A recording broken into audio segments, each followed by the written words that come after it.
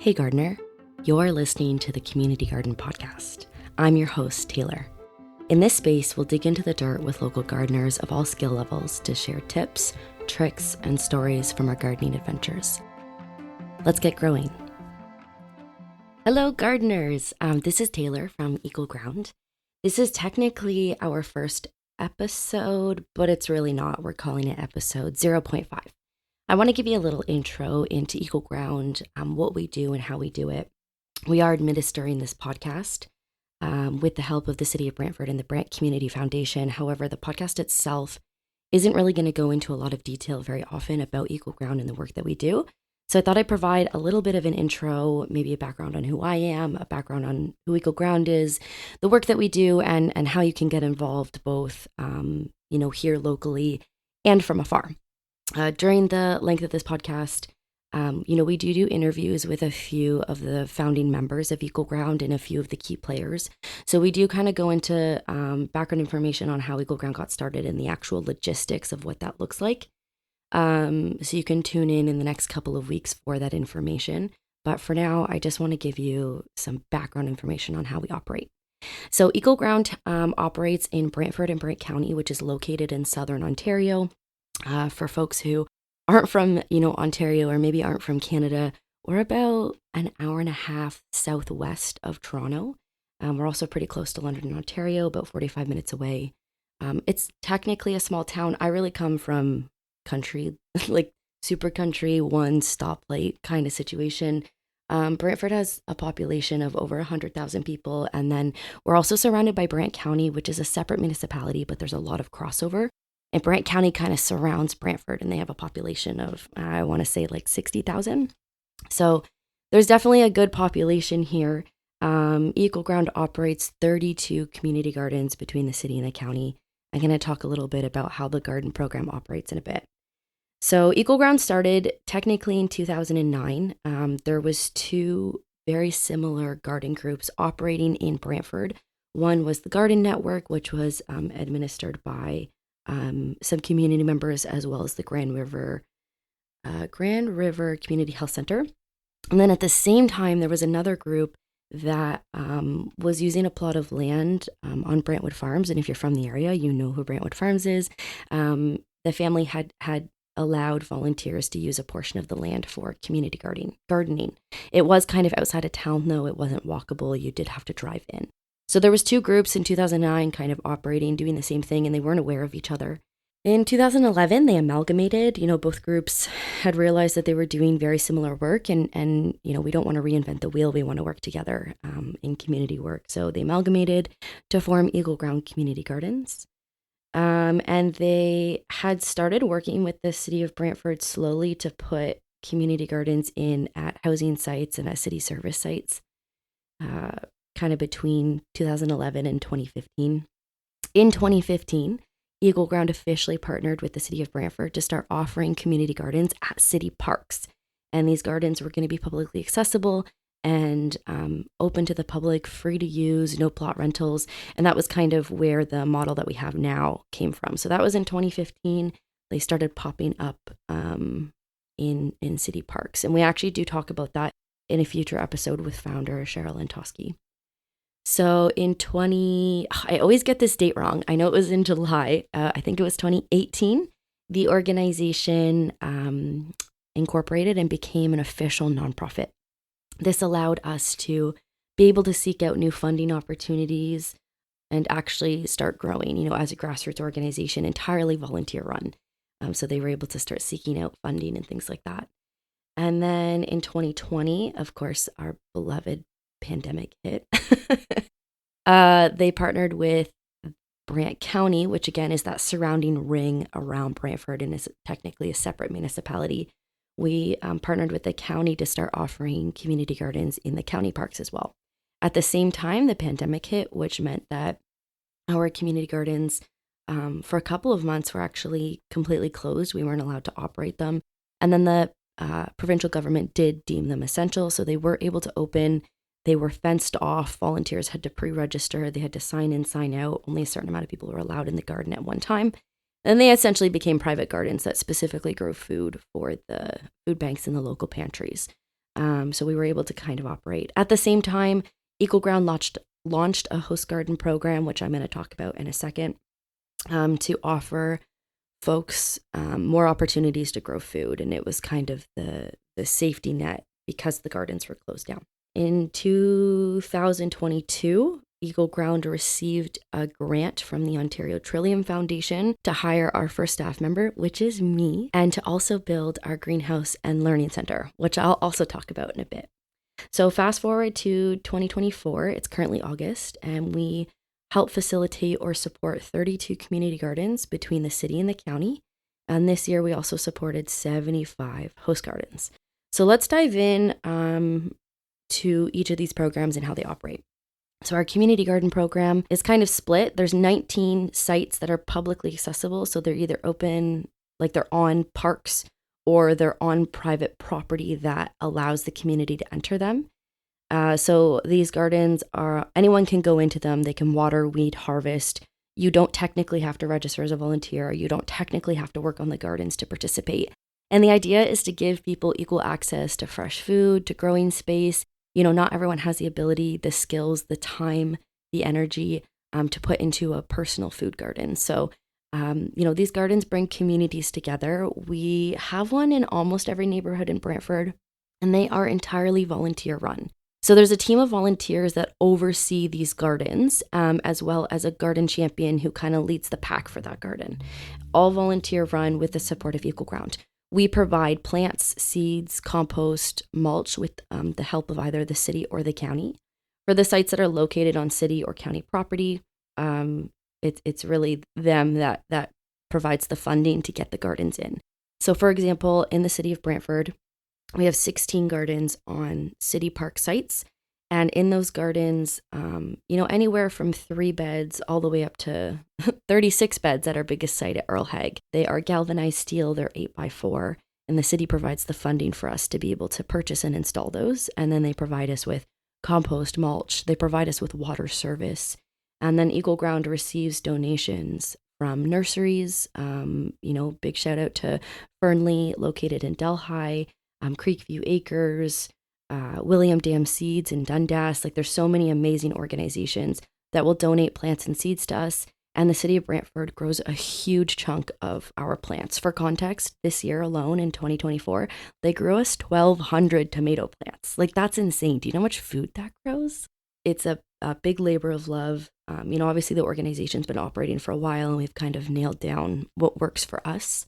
And there's a lot of hands in the pot and there's a lot of help that goes into operating these gardens. Last year, we hosted over 200 volunteers. So it's a lot of work. The food that's grown, anyone can come take, the volunteers can take, or it can be taken to a local pantry, to the food bank. We have a partnership with the Brantford Food Bank where when we bring them in produce, they weigh it for us and they track the numbers for us so that we have metrics after the fact. It's a great program. I personally champion Earl Haig Community Garden, which if you're familiar with the area, it's directly next to the water park where the old GO track used to be. You're more than welcome to come visit. It has now 36 garden beds there, and a lot of the produce, I don't really usually see ripe produce down there because people are coming and using it, which is the whole point. It's incredible. Because of the pandemic, our community garden shut down, so our board of directors put together the host garden program. Now, this program is a little bit different. It's completely free to participate. We will give residential food garden growers plants, seeds, compost, access to mulch, support, and education. In turn, they will grow gardens at their homes with the intention of donating 20% of their harvest to anyone. It could be a family member. It could be a food bank. It doesn't matter. The idea was to still give people the ability or access to grow food and share with the community and contribute to the giving portion of this program. So our host garden program, this was our 4th year.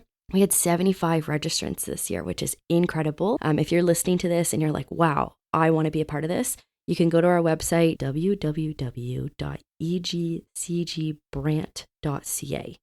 So you can go to the website, pull whatever you need out of it. Also, fun fact, our show notes page for this episode is directly connected to our website. So you go to the show notes, you'll actually be able to navigate to the host garden program page from there. And it'll take you to this year's registration.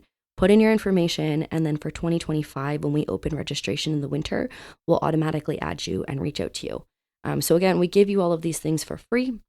You grow a garden and donate some of that harvest. And I don't believe in black thumbs in this world.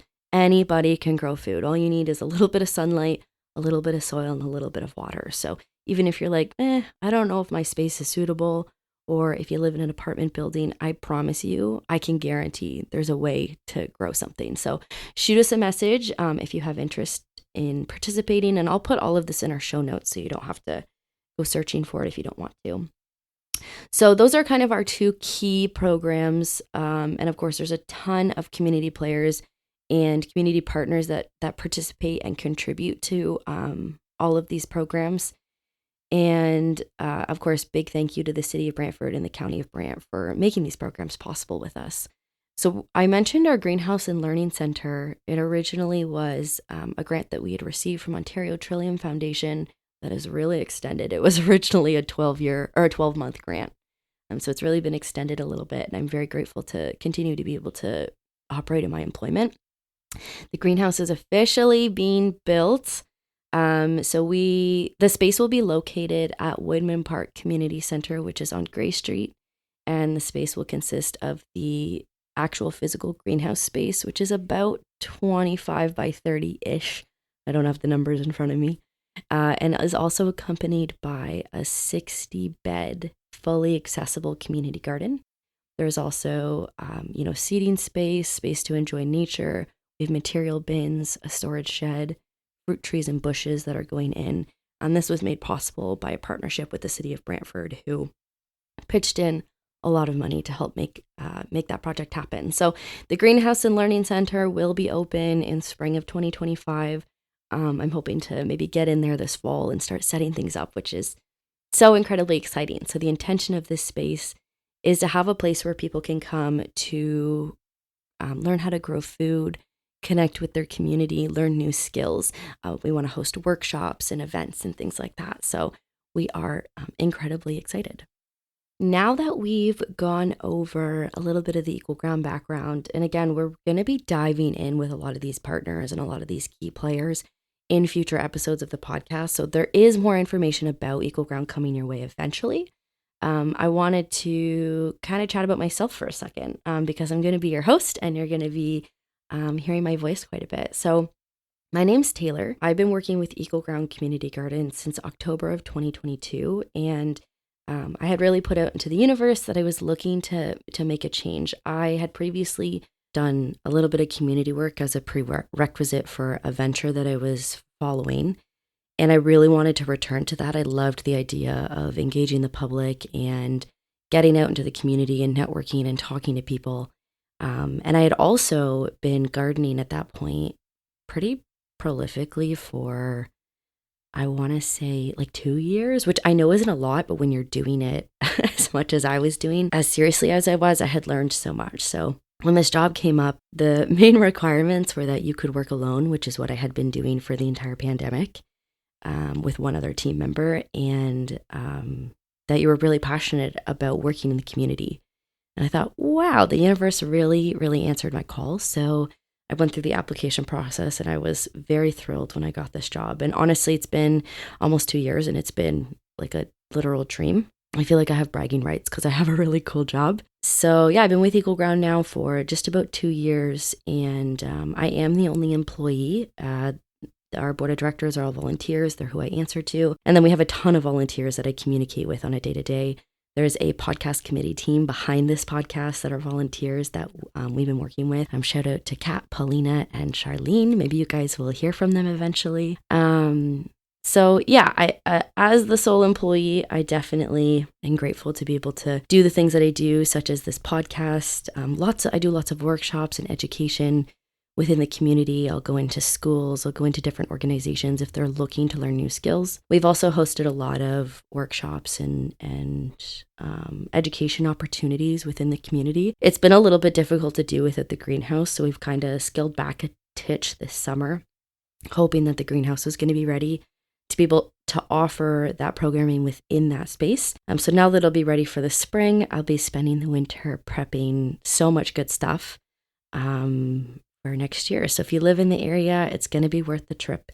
The greenhouse will likely have operating hours, and then the community garden itself is just fully accessible anytime.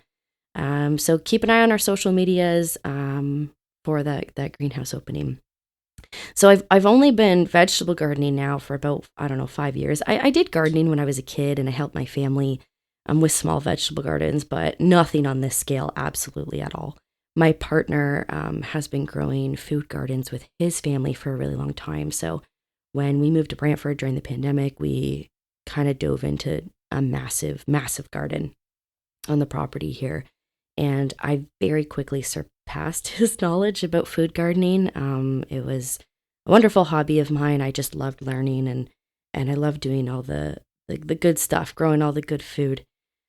And then with this job, doing it every single day, you learn very, very quickly. So I'm very happy to have learned all the amazing things that I have. And, I'm not working alone in the gardens. I'm working with folks who know a lot more than I do, or knew a lot more than I do. And I've been very grateful to learn from other people and learn about how to manage so many different, issues in a garden, like pests and diseases. And also the networking side of things, the amount of people that I have met, the amount of organizations that I have gotten to know has been really incredible. I am very, very lucky to have made all the connections that we've made and to also learn from them. So yeah, this job has been really amazing from a personal perspective. And this podcast is really exciting too. How this came about was we're working on another project actually. Right now I'm calling it the Garden Resource Hub, where essentially we're interviewing and capturing information from local gardeners,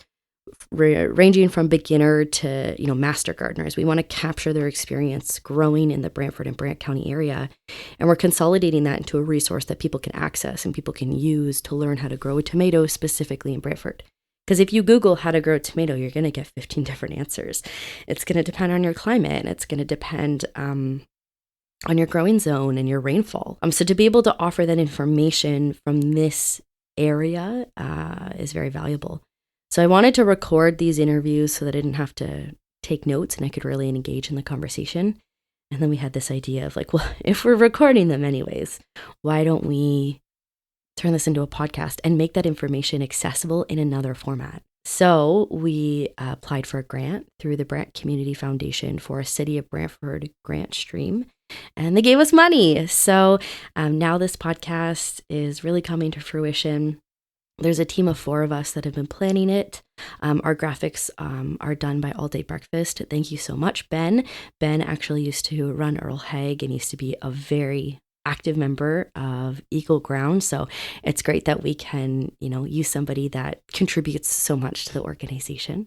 And Matt is our editor. Hey, Matt. All this information will be in the show notes.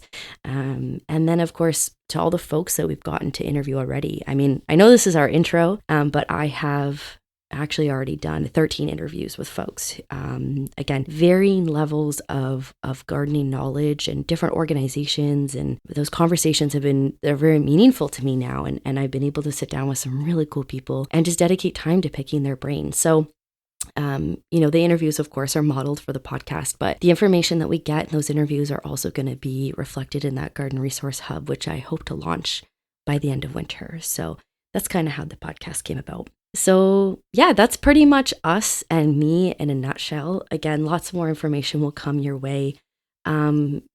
It'd be really cool if you could pop this podcast on while you're gardening. I mean, I personally garden with earbuds quite often, unless I'm overstimulated and then I don't want to speak to anyone and I just want to garden. But you can pop your earbuds on while you garden. You can listen to us while you commute to work. And if you just live, you know what, scrap it. I don't care where you live. If you want to talk about gardening on this podcast, you can email me. You can email me at podcast@egcgbrant.ca. You can email me. Tell me you want to talk to me. I want to talk to you too. We could do virtual. We can do in person. We really just want to hear other people's experiences, because sometimes when we're only listening to professionals and they're not using layman's terms, it can feel very daunting, especially for our beginner gardeners. At the end of the day, gardening is all trial and error, and you have to start small regardless of what you do. So we want to give you, some more resources and some encouragement and some confidence as you start your gardening journey. Or if you're a master gardener, I promise you're going to learn new things. So we're so excited to be offering this podcast. And again, if you want to chat, podcast@egcgbrant.ca. Anything that I've spoken about today is going to be the show notes, and I'm so looking forward to seeing you in our first episode. Bye, guys.